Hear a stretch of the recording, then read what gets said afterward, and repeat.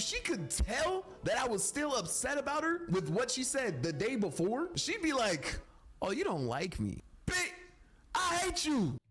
What's going on, YouTube? And today we have another reaction by that boy, the GOAT, Yo-Yo808. It's an older one, but for some reason I don't recall seeing it. It came out like 2 months ago. So I think I missed this one. Anyway, today we have retail is the worst job. Let me tell y'all, he's not lying. I worked retail during Christmas time and Black Friday. Oof. Yeah, This story is about how I... Oh, my fault. Yeah, don't work retail, chat. If you can avoid it, avoid it. This story is about how I got fired from my first ever job. And it set the precedent for the rest of my life because I have literally been fired from every job I have ever worked. It's not... Now, I wasn't fired. I worked seasonal, and once my seasonal term was up, I didn't go back. Now, him being fired, that's different.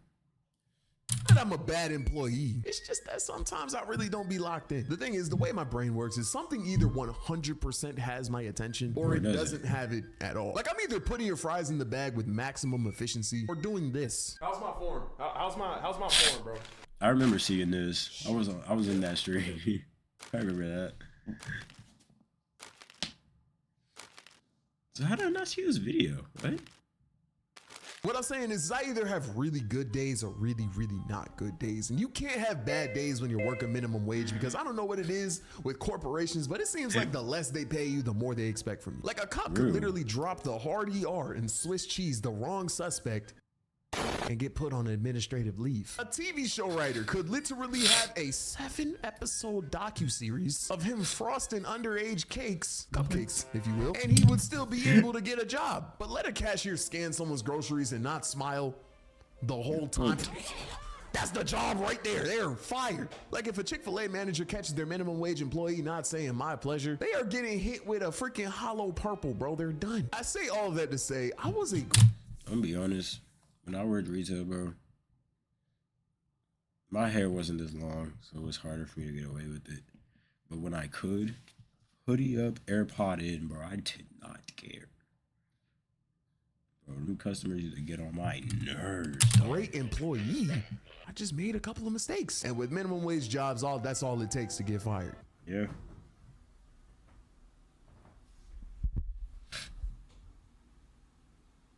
You knew what you did that on purpose. Now I've told this story before, but those videos were mad old and rushed, and I just feel like I'm a better storyteller / animator now. And there's a lot of details that I left out for the sake of posting weekly. So I'm gonna spin back on this topic and give you a complete start to finish video of how this story actually went down. Now I grew up with a smart mother, summa cum laude or whatever the fuck, and she has a master's degree in whatever the fuck. But she's smart, okay? She's an accountant, but not a regular accountant. She's like a higher up. She has authority, you know? Like people on her level play golf and have sugar babies. That's the tier of success that my mother is in. And she got there by being smart. So growing up, my mom made it abundantly clear how important school and college was. And she proved it, I ain't gonna lie, because I tested the fuck out of her. See, I was an accident. My mom was 21 in college with goals and aspirations, and then my dumb ass popped up.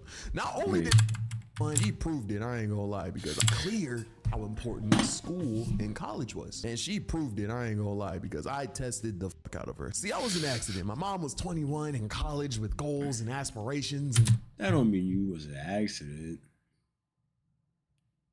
I mean, it could, but it doesn't mean you were an accident. And then my dumb ass popped up. Not only did I pop up, but I was born a month early. She was in labor for like 24 hours, and I was a C-section. And I just had a fat head, bro. I was just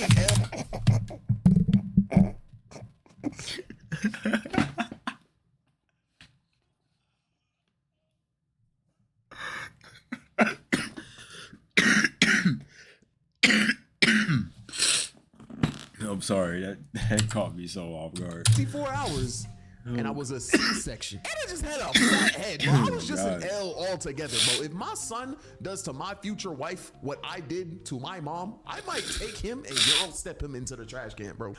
Yo.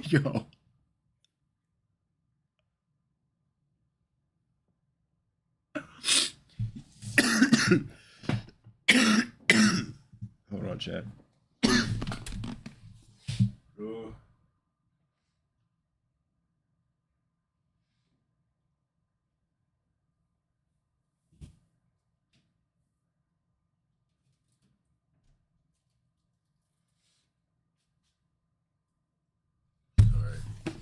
Desperately needed this water, bro.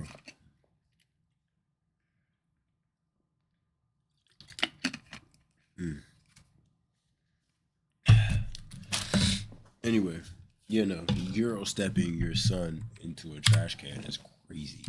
What I did, I was just an L altogether, bro. If my son does to my future wife what I did to my mom, I might take him and Euro step him into the trash can, bro. I might hit a goddamn windmill dunk into that bitch. I was the literal definition of an inconvenience. My mom dead ass had to drop out of college to take care of me, but you know what she did right after? She went back to college, got her master's, and graduated at the top of her class as a single mother of 4 with a daughter who had heart disease, bro. She is the literal definition of a strong, independent black woman. Like, me and my mom have had our beefs. Hey, shout out to Mama 808, Yo-Yo's mom. That's yes, ma'am. Yes, ma'am. The past, but her definition of a strong, independent black woman. Like, me and my mom have had our beefs in the past, but her resolve is unwavering, and I genuinely aspire to have a fraction of the work ethic that she has. I'm telling you all this to illustrate, once again, how important college is to my mother and how much of her success story I witnessed. Yeah, my mom has like 2 degrees on the wall upstairs, I'm pretty sure. Like 2 or 3. You know what I have? A high school diploma. I'm not mad at it though. Not mad at it. Firsthand. So growing up in my head with the mother that I had, I knew I was going to college. And to be honest, the thought of going excited me. If you ask child me what he thought he was going to be. Oh yeah, no. I wanted to go to college up until I couldn't. Literally, like, even like all the senior year, I still wanted to go to college. It was like a couple months before I couldn't go like to the college I wanted to. And at that point, I was like, I don't even care no more. Like, well, like, it wasn't even that I couldn't go. I wanted to get a dorm, and I couldn't get a dorm, and it was just like, and then at some point it was like, damn, I really can't go. And then it was just like, I don't even want to go to school no more. Like, I had my heart set on this. Like, I had a hoodie from that place. Like, I was so locked in by to go. I was so ready, and I couldn't, and I was like, I don't care anymore. Be doing in the future, it was definitely gonna be some type of office job. I wanted to be a teacher. Went on a whole tour and everything. Bought it. I'm not gonna tell y'all what school it was. But went on a whole tour of the school, the campus, like an official tour, but like had a guide and everything. After the tour, me and my mom went to the bookstore on campus, bought me a nice Champion hoodie with the school with the name on the front. Never went to school there. Never even enrolled. All of that for nothing. That was expensive. It was like a $45. Until I realized they get paid in pennies. I wanted to be a graphic designer, but then I realized they get paid in Instagram shout outs. But then I finally decided what I wanted to be, and it was an architect, which made sense because, you know, I grew up drawing, and the concept of designing buildings seemed interesting to me. And shoot, I'd get to do something that involves math just like my mother. So I was headed into my senior year of high school with a genuine idea of what I wanted to do, and it was all looking good. Until I realized math is actually ass, bro. Like, my brain genuinely cannot understand it. Oh, divided 9. I remember that too. I remember that. 6 and 6 is 24. 1.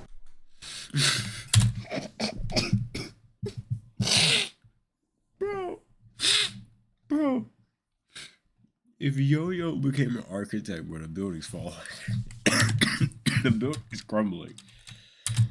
6 and 6 is 24. 1. It said 6 times. The United States dodged a bullet when I decided to not be an architect, bro. If I designed a building with my knowledge of math, it would be cooked. I'd mess around and design a building with the structural integrity of a card house. You wouldn't even need to hijack a plane to knock my junk down. A Toyota Camry would have been more than enough. Anyways, so after struggling in math, it was hard for me because I didn't want to disappoint my extremely accomplished mom.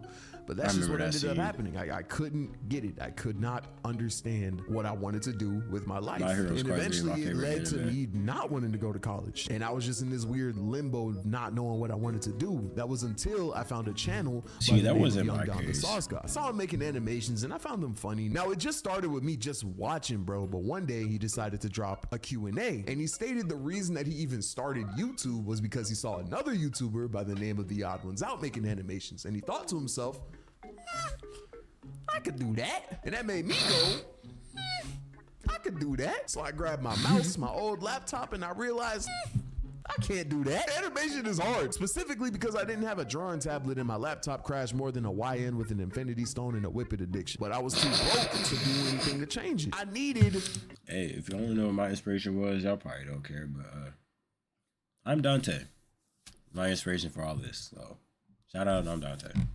Favorite streamer, bro. Brad. So the search for a job commenced. I found myself working at a local grocery store, but little did they know when they decided to hire this wide-eyed, hard-working, see, I never worked at a grocery store. I worked at a actual retail store. The most incredible, competent, the most incompetent person to ever wear one of their uniforms. And the first person to find this information out was my manager, La Rosa. Now I could go on a whole tangent explaining just how disrespectful, vicious, and just straight up evil this woman was, but I don't need to.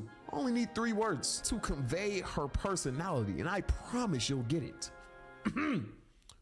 Short, bitter, and old. Anyone who has dealt with someone who has those 3 traits already knows the type of person La Rosa was, bro. And you know just how toxic it can get. But if you're thinking to yourself, man, he tweaking like shit, man. He wasn't eating that bad for 1. You have a nuclear family and a trust fund. Stop talking like that. 2, I'm gonna add another trait up there just to seal the deal. Racist, bro. La Rosa was racist as hell. Openly, by the way. One of my early impressions of her was this. So when I decided to get a job to pursue YouTube, once again, I knew I wasn't going to college. And obviously my mother did not approve. So I got kicked out and it was a whole thing. I can make a video about that by itself. But when I got kicked out, I ended up moving in with a high school friend. I'm glad I didn't get kicked out though. So glad I didn't get kicked out. That would have cooked me. I was broke coming out of high school. I would have been so cooked if I got kicked out because I didn't go to college, bro. I think I would have been living in a box. That shit would have been bad.